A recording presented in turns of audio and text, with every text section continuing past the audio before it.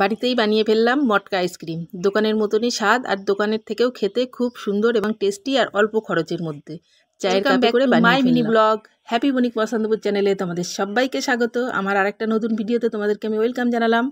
আর title আর thumbnail দেখে তোমরা তো বুঝতেই পেরে গেছো, আজকে আমি বানাতে চলেছি মটকা আইসক্রিম। হ্যাঁ, মটকা খুব অল্প খরচে, সবার বাড়ি হাতের কাছেই এগুলো থাকে রান্নাঘরে। দুধ আর কাজু কিশমিশ আর আমসত্ত্বটা অপশনাল, আমার কাছে ছিল তাই আমি দিলাম, তোমাদের কাছে থাকলে দিতেও পারো নাও দিতে পারো।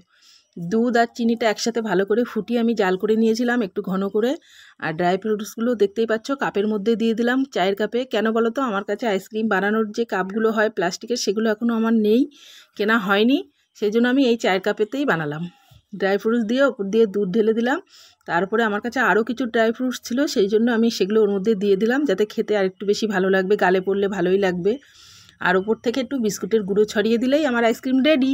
এবার আমি এটাকে ডিপ ফ্রিজে 7-8 ঘন্টার জন্য রেখে দেবো, বা কেউ চাইলে একদিনের জন্যও রেখে দিতে পারো, সেটা তোমাদের ব্যাপার। রেখে দিলেই রেডি আইসক্রিম। আর আমার এই আইসক্রিমটা আমি বানিয়েছি বাড়ির সবার জন্যই, বললাম সবাই খেয়ে খুব ভালো বলেছে। ফার্স্ট টাইমেই আমি একদম বাজি মাত করে দিয়েছি, খুব সুন্দর।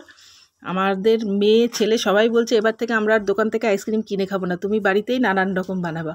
সেই জন্য ভাবছি হ্যাঁ, এই গরম পড়লেই আমি আম দিয়েও আইসক্রিম বানাবো, সেই রেসিপিটাও তোমাদের সাথে দেবো।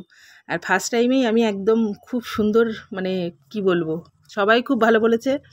ভালো লাগলে চ্যানেলটিকে সাবস্ক্রাইব করে দিও, লাইক কমেন্ট আর শেয়ার করো। টাটা।